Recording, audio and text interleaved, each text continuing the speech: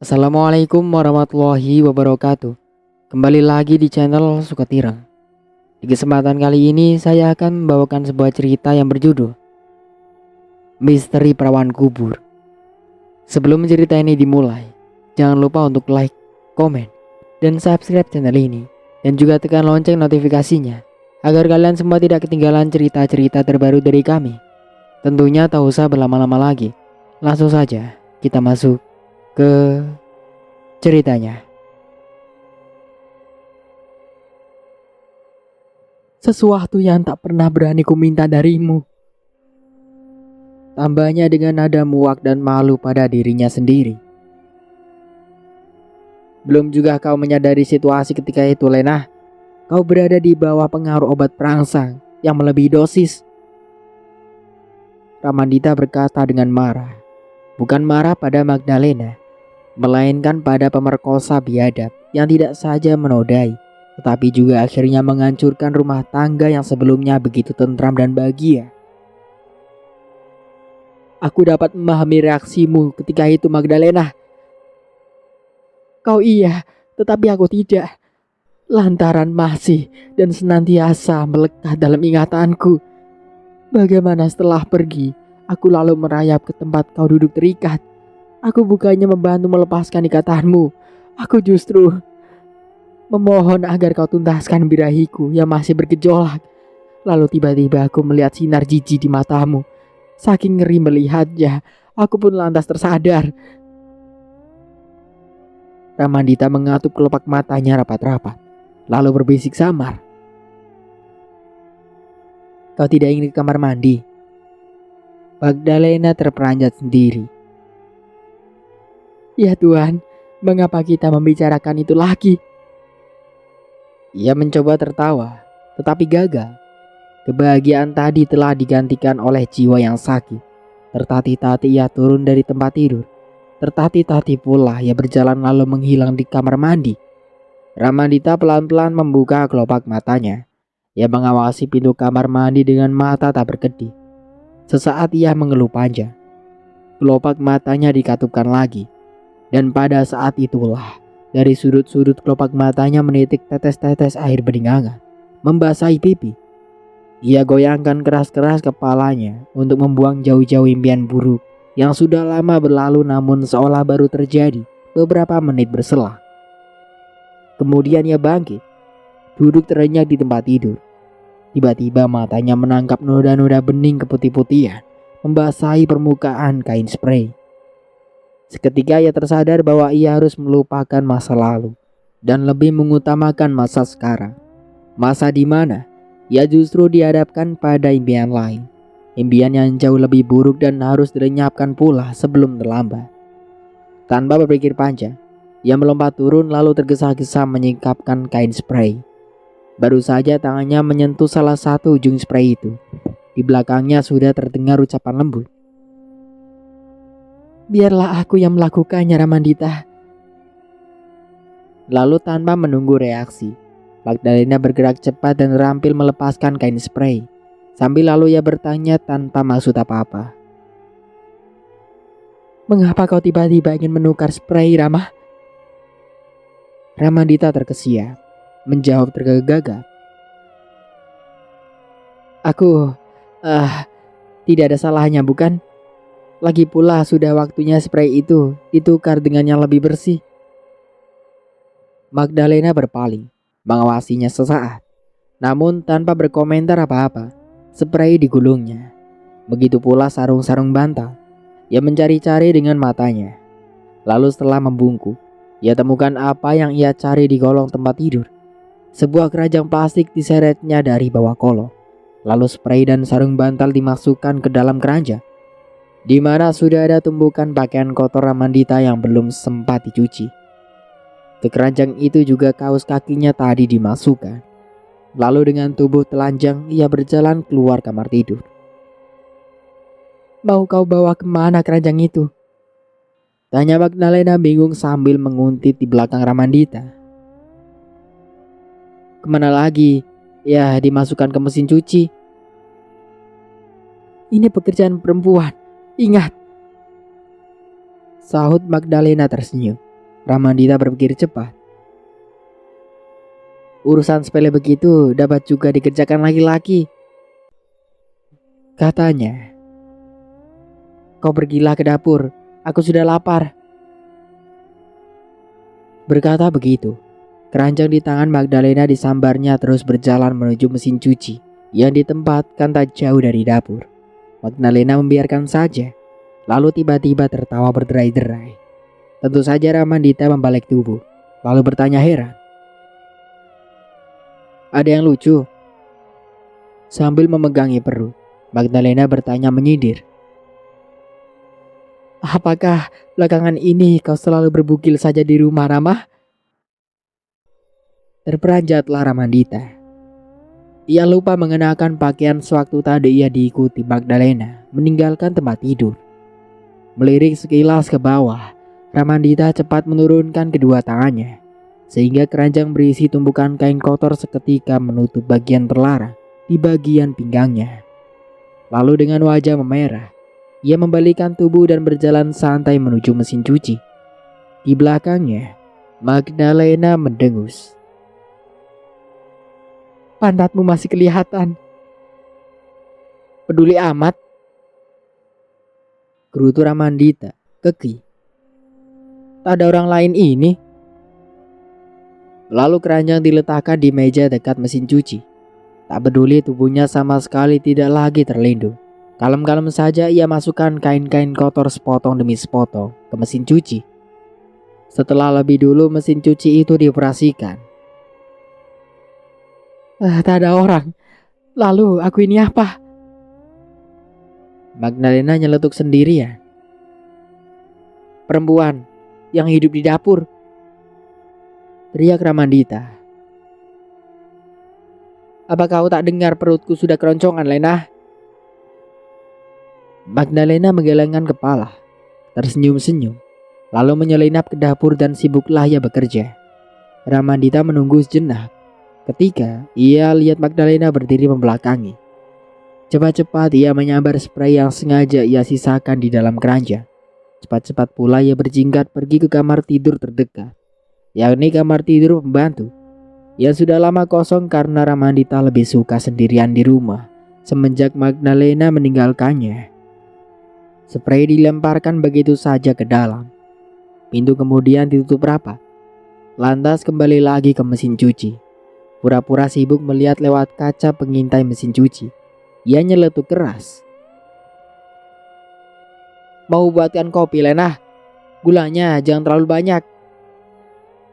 Tetapi saat itu Magdalena sudah keluar dari dapur dengan cangkir berisi kopi panas yang kemudian ia serahkan ke tangan Ramandita. Aku selalu siap, bukan, Komandan? Senyumnya mengejek. Minumlah, dan sebelum kau masuk angin, kenakanlah pakaianmu, oke? Habis berkata demikian, Magdalena masuk lagi ke dapur. Ramandita meneguk kopinya secicip, pas dengan seleranya. Ia kemudian pergi ke kamar tidur yang tadi untuk mengenakan pakaiannya. Dari dapur, ia dengar suara Magdalena berseru. Jangan lupa, cuci itumu dulu ya. Disusul tawa mengikik. Setelah kain-kain kotor dialihkan ke mesin pengering, dan Magdalena pun sudah menyiapkan hidangan di meja makan.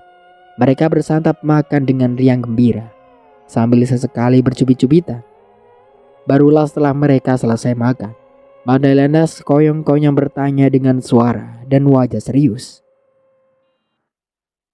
Mengapa kau tidak berterus terang saja, Rama? Karena pada saat itu Ramandita habis meneguk teh. Hampir saja ia tersedak saking terperanjat. Apa maksudmu, Magdalena? Berhentilah berpura-pura, sayangku. Adakah sesuatu yang salah pada diriku, Lena? Ada beberapa, Ramandita. Gumam Magdalena. Matanya lurus dan tajam menusuk ke mata Ramandita. Pertama-tama, tentang kain spray itu. Ia diam sejenak, melihat reaksi terperanjat lagi di wajah Ramandita. Lalu, Dari semula tidak berniat. Setelah senggama kita tadi, kau tiba-tiba ingin menukar spray itu. Lantas aku tidak kau perbolehkan memasukkan sendiri isi keranjang ke dalam mesin cuci. Masih kurang jelas. Ketika tadi aku membuat kopi untukmu, aku berpaling untuk menanyakan apa kau masih membenci kopi yang kelewatan manis. Aku tak jadi membuka mulut, karena saat itu kulihat kau melemparkan spray ke kamar pembantu. Setelah itu aku cepat membalik dan pura-pura tidak melihat apa yang kau lakukan. Wajah Ramandita berubah pucat. Lena, tunggu dulu Rama. Kalau engkau tidak berkata jujur, aku pasti mengetahuinya. Dan saat ini juga aku meninggalkanmu. Dengan keyakinan dan kesadaran penuh bahwa diriku ini sudah tak punya arti apa-apa lagi dalam jiwamu. Bahwa aku hanya sekedar diperlukan untuk pemuas hawa nafsumu saja. Ramandita terhenyak lesu di kursinya, menarik nafas berat dan panjang, kemudian bergumam getir. Maafkan aku Lena. Lena, aku tidak seharusnya memanfaatkan hubungan kita yang tetap mesra di intim untuk memanfaatkan Rama. Desa Magdalena terenyah. Ceritanya panjang Magdalena dan teramat sangat menakutkan. Ramandita merintih menahan sakit. Sungguh tidak pantas aku melibatkan dirimu. Padahal Arianto sudah menganjurkan agar aku memanfaatkan saja salah seorang gadis-gadisnya. Aku tinggal menikmati, membayar, kemudian menendang gadis itu kapan aku suka. Magdalena menggeram telapak tangan Ramandita, berujar lembut. Ceritakanlah sayangku. Ramandita menyerah. Ia menceritakan apa adanya, ringkas, tetapi cukup jelas untuk dapat dimengerti. Betapa jiwanya dilanda kegoyahan akibat terpaksa mempercayai sesuatu yang selama ini senantiasa ditertawakan dan dicemoohkannya. Magdalena diam mendengarkan. Selesai Ramandita bercerita, ia berpikir sejenak. Tidak ada pertanyaan atau pernyataan tak percaya, ataupun komentar apa-apa yang dilakukan Ramandita selama hari terakhir ini. Tetap menggenggam hangat telapak tangan Ramandita. Ia hanya berujar lembut tanpa ragu-ragu sedikit pun. Aku mengerti dan aku siap mendampingimu, walau apapun yang telah dan akan terjadi. Bantuanmu sudah lebih dari cukup Magdalena. Selebihnya serahkan sajalah padaku. Kau bebas untuk pergi dan tidak melibatkan diri. Resikonya bisa jadi sangat mengerikan. Kau bilang tadi kalian bermaksud menyewa seorang medium, bukan? Magdalena bertanya tenang. Kepalang basah Rama. Mengapa tidak aku saja? Toh yang kalian butuhkan hanyalah medium biasa-biasa saja yang tidak perlu punya ilmu macam-macam. Jangan membantah sayangku. Mungkin dariku ini kotor setelah kejadian yang menimpa kita 2 tahun berselang. Tetapi untukmu, apapun akan kuberikan pujaanku. Nah, sekarang teleponlah mereka. Mintalah mereka datang segera. Kalian tidak rela terlambat untuk kedua kalinya, bukan?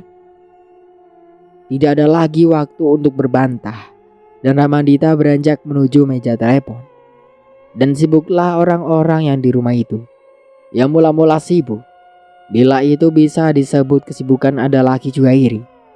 Dukun yang sebelumnya tak sabar menunggu di rumah Haryanto segera datang setelah menerima kabar lewat telepon. Ia datang ditemani Haryanto yang wajahnya tampak kemalu-maluan sewaktu bertukar salam dengan Magdalena. Pernah ia berkata, andai saja Magdalena itu istrinya, Haryanto pasti akan membutahkan mata terhadap perempuan-perempuan lain. Tanpa banyak bicara, Ki Juhairi segera minta diperlihatkan kain spray yang diperuntukkan sebagai lapisan bersenggama oleh tuan dan nyonya rumah. Setelah menerima spray itu, ia minta disediakan ember berisi air, ke dalam mana spray itu direndam selama beberapa menit. Ia kemudian meludah ke telapak tangan. Lalu cairan ludah ia gosok-gosokkan di kedua telapak tangannya, Lalu sambil komat kamit membaca mantra, kedua telapak tangan Aki Jugairi dibenamkan pula ke dalam air di ember dan dipergunakan sampai remas-remas spray. Sementara yang lain mengawasi dengan sorot mata tak berkedip saking ingin tahunya.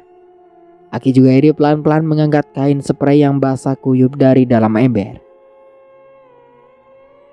"Bantu aku menggambarkannya," ia berkata tanpa melihat pada siapa yang meminta bantuan. Bergegas Ramandita, Haryanto, kemudian juga Magdalena bantu menghamparkan kain spray di permukaan lantai yang sebelumnya sengaja dikosongkan dan diberisikan. Awalnya tak tampak apa-apa kecuali motif bunga anggrek warna violet di 4 sudut kain spray berwarna merah muda itu. Detik demi detik berlalu dalam sepi. Yang terdengar hanya bunyi mulut Aki Jugairi mengatuk dan membuka lantaran membaca mantra tanpa suara. Kemudian muncullah sesuatu di permukaan kain spray yang basah itu. Munculnya perlahan-lahan dan makin lama makin jelas. Kelihatanlah noda-noda kuning di beberapa tempat, disusul noda-noda kuning kemerahan, lalu noda-noda hitam legam. Apakah itu?" bisik Haryanto terkesima. Aki Jugairi menunjuk sambil menjelaskan. "Yang bernama kuning adalah persenyawaan sperma anak Rama serta istri. Yang kuning kemerahan persenyawaan sperma anak Rama dengan si Nona. Adapun bercak hitam itulah noda percikan dari selaput darah yang robek." Meskipun Ramandita sebelumnya telah memberitahu apa yang ia lakukan ketika bertemu pertama kali dengan si Nona, Toh Magdalena cemberut. Kecemburuan istrinya dapat dimengerti Ramandita. Ia sentuh tangan Magdalena dan menatap dengan pandangan meminta maaf. Magdalena diam saja, tidak bereaksi apa-apa, kecuali cemberut di bibirnya yang perlahan-lahan menghilang. "Ambilkan benang yang berwarna kuning emas kalau ada. Bila tidak, warna hitam pun jadi. Sekalian dengan jarum jahit." Aki Jugairi mengeluarkan perintah tanpa mengalihkan matanya dari noda-noda di permukaan spray. Karena sebelumnya telah diberitahu, dalam tempo singkat Ramandita sudah menyerahkan apa-apa yang diminta orang tua itu. Magdalena membantu memasukkan ujung benang ke lubang jarum. Aki Jugairi sendirilah yang menjahitkan benang ke kain spray. Jahitannya kasar tidak teratur, namun terlihat jelas membuat lingkaran besar di dalam lingkungan mana terdapat noda kuning kemerahan serta noda hitam. "Terkurung sudah," desa Aki Jugairi puas, seraya menyerahkan jarum dan gulungan benang ke tangan Magdalena. Sewaktu menerimanya, Magdalena menceletuk tanpa sadar. "Saya harap ini bukan permainan sulap." Ramandita bermaksud menegur Magdalena, tetapi Aki Jugairi sudah mendahului. Katanya tenang dan yakin. "Cobalah keringkan kain spray ini, supaya kalian lihat. Aku bukan tukang sulap murahan itu." Dengan enggan Ramandita membawa kain spray yang kemudian ia masukkan ke mesin pengering. Sambil menunggu mereka mempercakapkan rencana-rencana selanjutnya, serta resiko-resiko yang mungkin terjadi, khususnya pada Magdalena. Aki Jugairi mengingatkan, "Menjadi medium tidak gampang anakku. Tidak jadi soal apabila kekuatan gaib yang kita hadapi masih sebanding dengan ilmuku. Apalagi ilmuku setingkat di atasnya. Nah, bila ilmuku ternyata kalah kuat, bukan mustahil taruhannya adalah nyawa." Magdalena bergidik sesaat, lalu ia genggam erat tangan Ramandita, berbisik lirih dari celah-celah bibirnya yang pucat. "Andai kematian itu akhirnya toh datang juga, dan itu adalah demi suamiku, aku siap dan rela menerimanya." Ramandita terhenyuh. Ia balas menggenggam erat dan hangat tangan Magdalena. "Kau pernah jatuh sebagai korban karena aku, Lena. Tumbal yang satu ini sudah lebih dari cukup. Jadi biarkanlah kami mencari orang lain sebagai medium." Magdalena menatap lurus ke mata suaminya dan bertanya tajam, Kalau perempuan lain mungkin saja demi aku, mengapa aku tidak boleh? Tapi mungkin spray itu sudah kering. Biar ku ambilkan.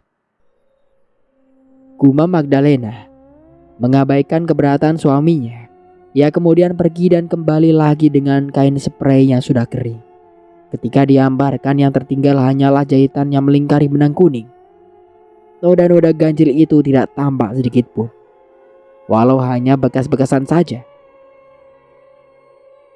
Sekarang rendam lagi ke dalam air, ujar Aki Juwairi. Ramadita memasukkan spray ke dalam ember. Atas perintah Aki Juwairi, spray kemudian diangkat lalu diambarkan di lantai. Noda-noda itu pun muncul lagi, sama jelas dengan yang tadi. Aki Juwairi tersenyum.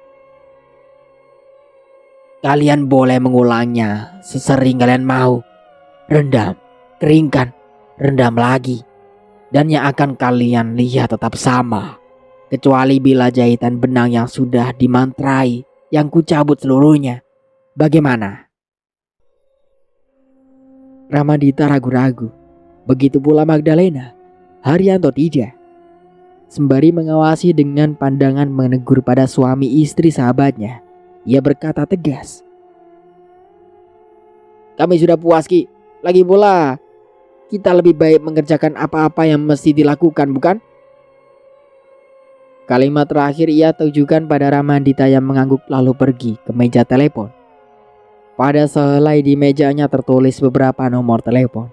Nomor-nomor ini segera diputarnya. Setelah mendapat sambungan, ia pun berbicara di telepon. Selamat malam Om Hardi. Apakah saya mengganggu tidur Om? Terima kasih. Saya hanya memberi kabar. Rencana kita positif dilaksanakan. Besok pagi. Pukul berapa? Oh baiklah, kami tunggu. Selamat malam Om. Ramadita tak lupa menelepon AKP Robinson Tarigan. Syukurlah Bapak belum tidur. Justru mau berangkat. Apa? Satu kerangka lagi? Tidak, aku tidak ingin ikut. Oh ya, kami sudah berhasil memperoleh petunjuk yang pernah kita bicarakan itu. Besok Bapakku kabari lagi. Tadi juga Magdalena mengeluarkan pendapat seperti Bapak. Tetapi, baiklah. Besok kita bicarakan. Bapak mau datang? Syukurlah. Iya Pak. Selamat menjalankan tugas Pak Tarigan. Ramadita meletakkan telepon, menyandar di meja. Ia mengawasi istrinya, Haryanto dan Aki Juwairi, yang juga tengah mengawasi dengan pandangan bertanya. Dengan suara tersendat, ia memberitahu. Si Nona kembali mengambil korban.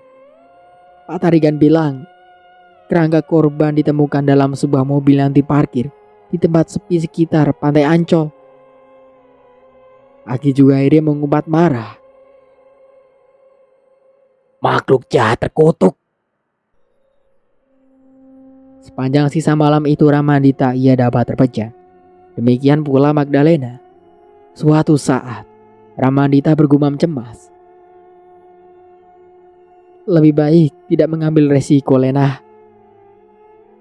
Magdalena menyahut. Cantikkah dia? Siapa? Tanya Ramadita terkejut. Gadis itu, Nona. Oh, apakah ia mampu menuduhkanku? Kau tiba lebih dulu dari dia, bukan? Tidak? Lantas? Magdalena masih tak puas. Bersamaan ya? Kecemburuan di balik suara Magdalena nyata terasa. Ramadita ikuti buatnya, lalu berujar tiku. Tidurlah Magdalena. Kau belum menjawab pertanyaanku. Tidak penting. Aku harus tahu. Lena, ia lebih hebat dari aku, bukan? Ramadita jengkel karena terus dipepetkan. Egonya pun tampil demi membela diri. Gadis itu tak akan muncul dalam kehidupanku, Lena. Itu bila kau tidak meninggalkan rumah ini. Jangan menjadikan aku sebagai kambing hitam, Rama. Kau tahu mengapa kau tinggalkan? Magdalena juga mulai marah dan pergi ke satu dan laki lain. Aku butuh hiburan. Apakah aku tidak, Magdalena? Magdalena terdiam. Ramadita juga. Lalu pelan-pelan terdengar Magdalena mengisah. Kejanggalan Ramadita mencair. Ia merangkul dan mengecup bibir Magdalena, yang segera menyambutnya dengan pagutan kuat disertai suara mengisah. Teruslah memelukku, Rama. Jangan lepaskan aku lagi. Dan kau, Magdalena, jangan lagi tinggalkan aku sendirian. Keluh Ramadita ikut terpengaruh sentimental. Tidak akan sayangku. Aku mencintaimu, Lena. Lebih-lebih aku, Rama. Marilah kita lupakan yang dulu-dulu ya. Ya, cium aku lagi, kasihku. Tertidur juga mereka akhirnya. Menjelang pagi tiba. Hari esoknya berlangsunglah kesibukan lain. Sebuah mobil sedan dan sebuah lagi pick up dengan bak tertutup meluncur memasuki perkarangan. 4 orang laki-laki berpenampilan rapi turun dari kedua mobil itu, disertai seorang laki-laki setengah baya. Kecuali yang disebut terakhir, Ramadita tidak mengenal satupun lainnya. Kenalan Ramadita itu memang hanya bertujuan mengantarkan dan memperkenalkan tamu pada Ramadita. Tugasku sebagai penghubung selesai sudah hari ini. Sekarang tiba waktunya aku mengurus diri sendiri. Bukankah begitu? Katanya sambil tak lupa mengerling pada Magdalena. Uban suamimu mulai tumbuh, tetapi kau malah tampak makin muda saja. Magdalena, petualangan-petualanganmu pasti mengesankan ya? Magdalena menggumam tersipu. Ah, Om Hardi. Aku bersimpati padamu, Ramadita.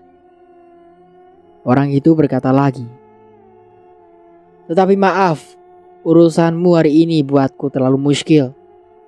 Jadi keputusan agar tidak ikut campur terlalu jauh.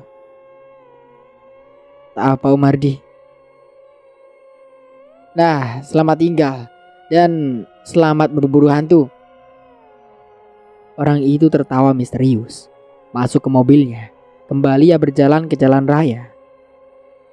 Sementara Ki Jueri melakukan tapa semedi di salah satu kamar tidur yang ia kunci dari dalam. Magdalena sibuk di dapur membuat hidangan untuk tamu. Sementara Ramadita dan Haryanto membantu tamu-tamu itu mengangkati peti-peti karton yang berat dari mobil pick up. Begitu pula membantu memasukkan atau menempatkan benda-benda tersebut sesuai petunjuk salah seorang tamu yang memperkenalkan dirinya sebagai nama Alex Paduhai, mengaku kelahiran Nias. Menurut Om Hadi, kepala rombongan tamu-tamu itu meraih titel kesarjanaan di Kansas University, Amerika, dan ahli dalam bidang astronomi. Tampangnya serius, cara kerjanya tangkas dan terampil, tapi tutur katanya maupun sikapnya tetap ramah dan menyenangkan. Ia pun tidak berusaha menyembunyikan kekagumannya ketika berhadapan dengan Magdalena. Anda suami yang sangat beruntung, Bung Ramadita, katanya mengomentari dengan secara tulus. Tengah mereka sibuk bekerja, muncul pula Robinson Tarigan, lengkap dengan pakaian seragamnya, dan tentu saja bersenjata. Ketika ia lihat Ramadita melirik sarung pistol yang tergantung di kopel rimnya, Ajun Komisaris Polisi Robinson Tarigan menceletuk dengan seringai lebar. Biar tampak gagah, mana istrimu yang suka kelayapan itu? Lebih dulu ia berkenalan dengan tamu-tamu tuan rumah, dan setelah itu hampir tak pernah jauh dari Magdalena, dengan siapa yang mengobrol santai, yang beberapa kali diseling gelak tawa berderai. Tingkah laku keduanya membuat suasana jadi rileks, seolah-olah yang berlangsung di dalam rumah adalah sesuatu yang rutin sehari-hari. Sedikit banyak hal untuk membantu mengurangi ketegangan yang harus mengusik perasaan Ramadita. Menjelang tengah hari, segala sesuatunya sudah beres. Kegiatan akan berpusat di dua ruangan, yakni ruang duduk yang telah dikosongkan bagian tengahnya. Kursi dan meja-mejanya dipinggirkan. Sebagian dipindahkan ke koridor halaman belakang. Ada kabel-kabel tambahan menjulur dari stop kontak di salah satu sudut tembok menjurus ke atas, menembus lalu lenyap di sebelah lain langit-langit akustik. Terpisah di bagian bawah langit-langit tampak 3 buah benda-benda elektronik dalam ukuran mini. Masing-masing sebuah alat penerima suara dan 2 buah kamera yang dapat berputar secara otomatis. Salah satu kamera itu dilengkapi 2 alat pembantu. Alex Paduai menjelaskan. Antena mini itu akan menangkap, menampung, dan menetralisir arus maupun sinar magnetis yang tanpa antena itu mungkin saja menghancurkan kamera. Kotak kecil elastis dari bahan plastik di sebelahnya menyimpan apa yang kami sebut ultra shock filter. Filter jenis ini masih langka dipergunakan. Kami memerlukannya selain untuk mempertajam fokus yang akan ditangkap kamera, sekaligus juga menetralisir bias-bias cahaya yang terlalu tajam dan membuat film terbakar. Menunjuk ke lensa lainnya, yang melanjutkan. Yang tanpa antena, tanpa filter ini kamera biasa. Juga dioperasikan secara otomatis untuk menangkap dan merekam adegan atau gerakan-gerakan benda yang biasa kita lihat dengan mata normal. Yang berbeda, kamera ini mempergunakan lensa inframerah. Siapa tahu satu dan lain sebab lampu listrik padam dan keadaan berubah gelap gulita. Robinson Tarigan yang akhirnya tertarik juga pada kegiatan-kegiatan para teknisi dan astronom itu.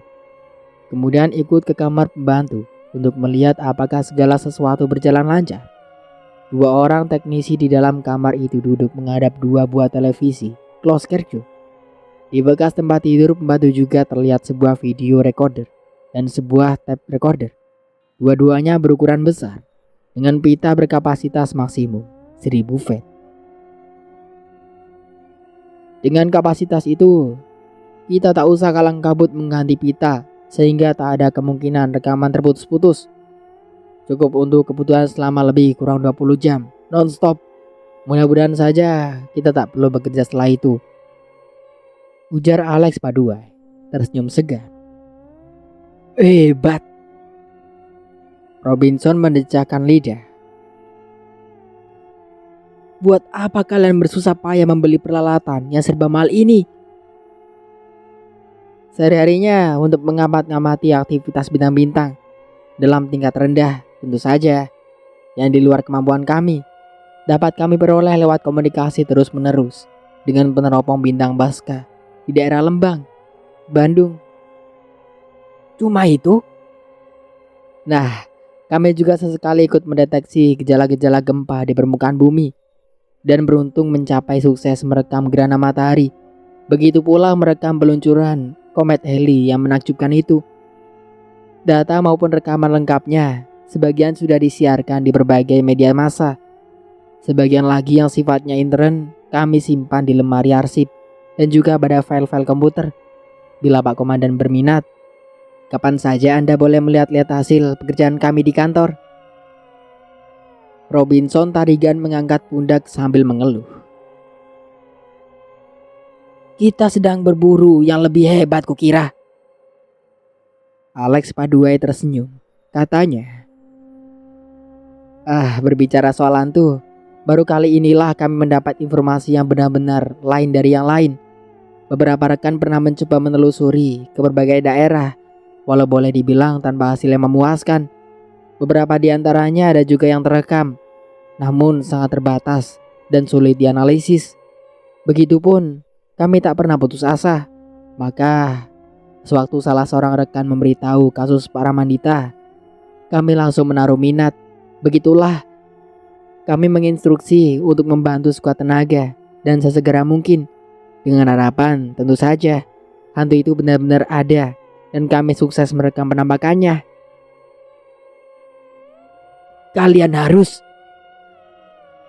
dengus Robinson setengah takjub. Dengan demikian, aku dapat membuat laporan lengkap mengenai mengapa dan bagaimana korban-korban itu mati terbunuh secara misterius dan mengerikan. Berdoa sajalah supaya hantu itu sudi memperlihatkan wajah cantiknya. Lumayan untuk dinikmati sebagai hiburan dari rasa sepi, bukan? Tambahnya, seraya mengerling ke arah Ramandita.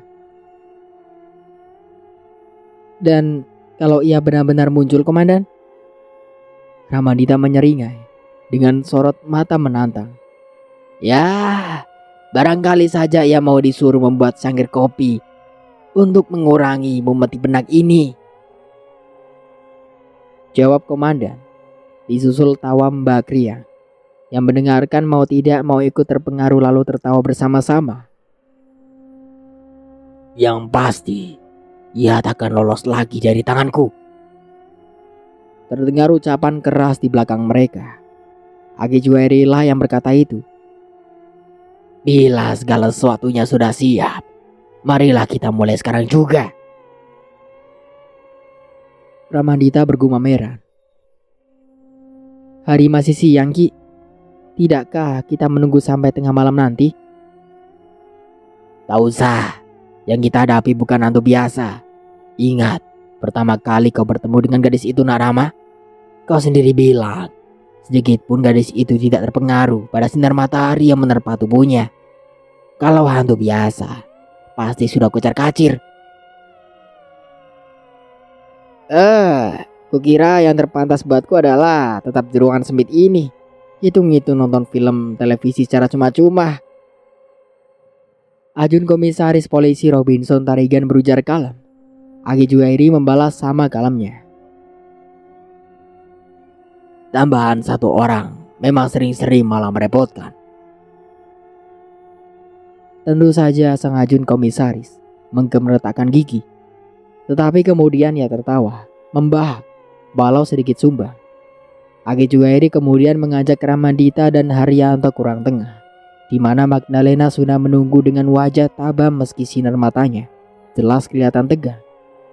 Ramandita menutup pintu-pintu, begitu pula jendela. Agi Juwairi menggambarkan spray di lantai, dengan bantuan Haryanto yang kelihatan pura-pura bermental baja, padahal jari jemarinya terlihat gemetaran. Agi Juwairi memberi petunjuk-petunjuk mengenai apa yang akan dan harus mereka perbuat selanjutnya. Kita masing-masing harus rebah terlentang dengan tubuh lurus tak bergerak-gerak, mata terbejam, sambil membaca jambi-jambi pelindung diri yang sebelumnya telah kuajarkan, supaya aman. Baiklah, kita melafazkannya lagi, seorang demi seorang.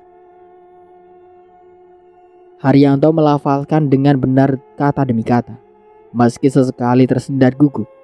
Ramandita lancar, hanya Magdalena yang harus mengulang lagi dan lagi. Bukan karena takut, melainkan karena jambi-jambi itu baru tadi malam ia dengar. Sementara Haryanto dan Ramandita sudah didikte 2 hari sebelumnya, yakni ketika mereka menyusun rencana upacara memanggil roh. Setelah Magdalena berhasil melafalkan dengan jelas dan benar, Ramandita kembali mengingatkannya. Belum terlambat untuk mundur, kekasihku. Magdalena menjawab dengan senyuman manis dan kata-kata tabah.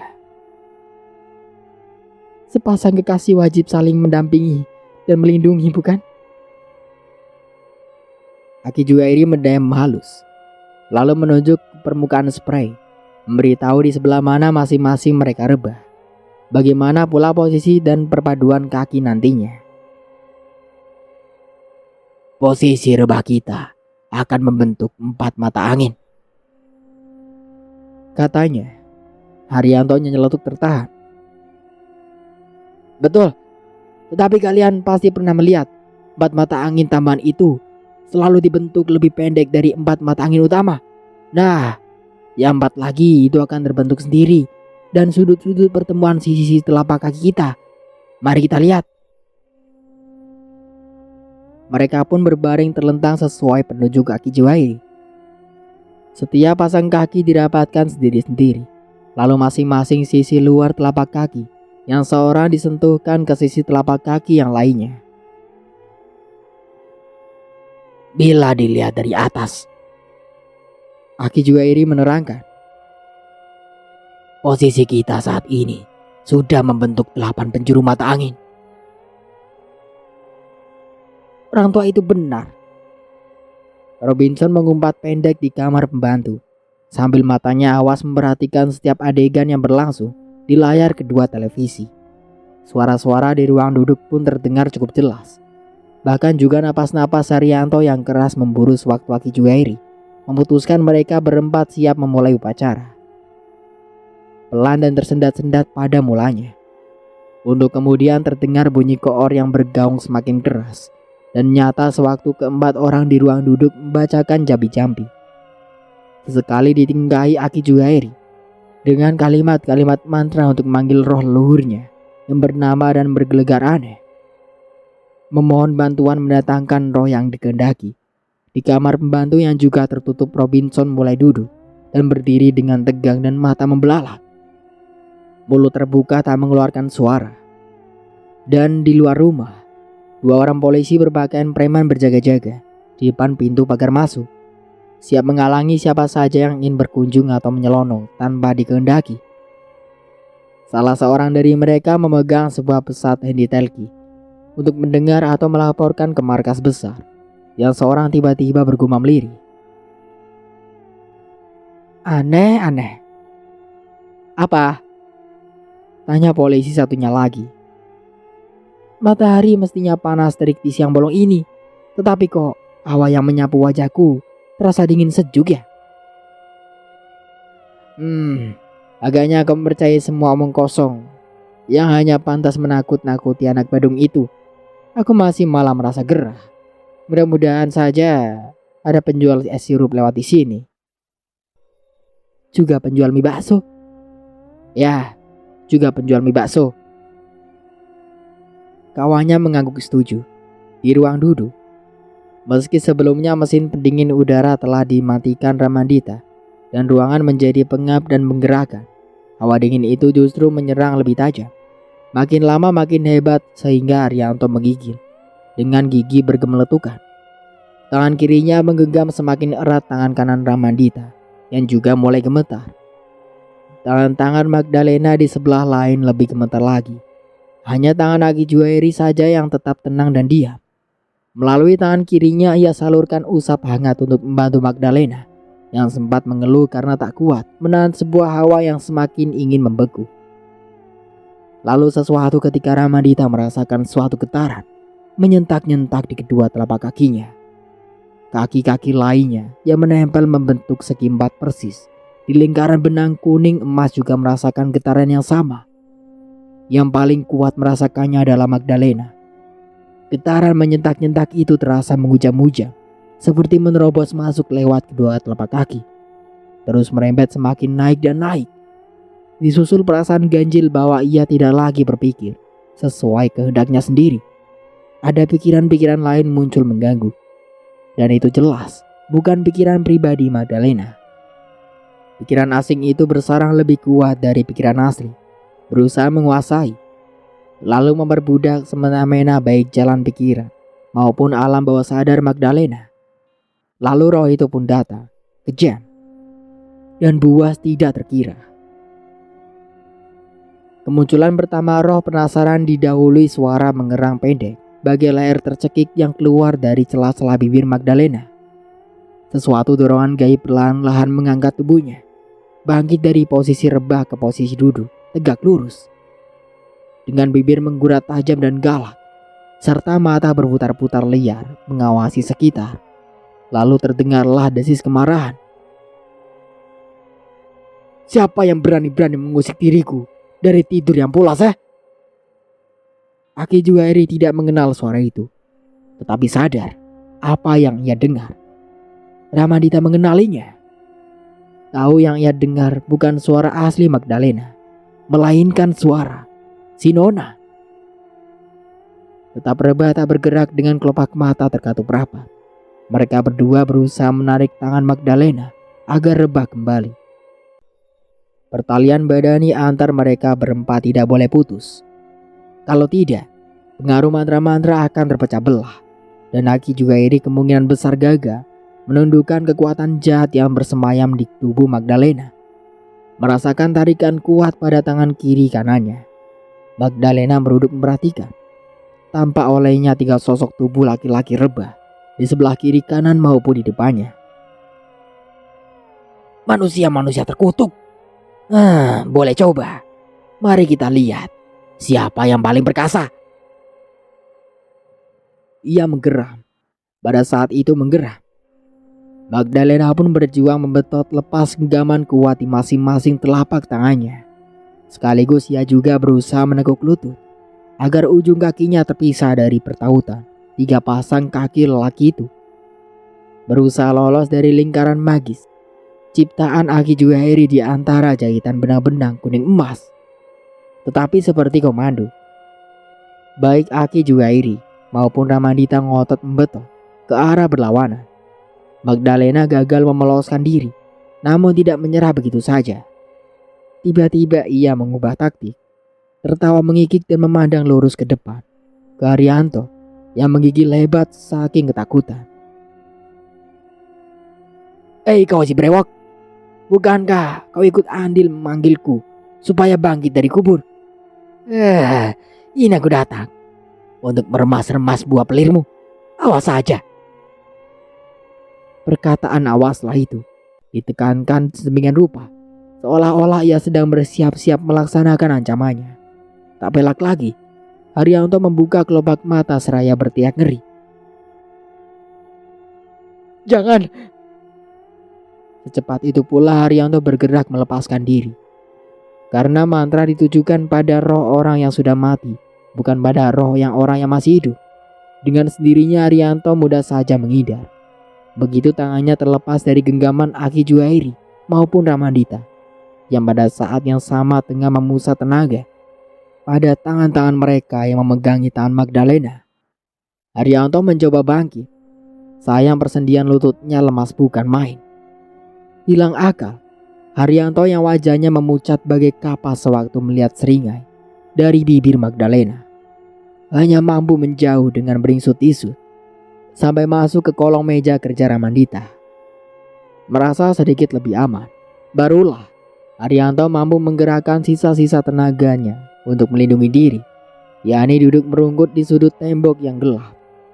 Tak peduli kepalanya membentur bagian bawah bidang meja dari kayu tebal dan keras itu.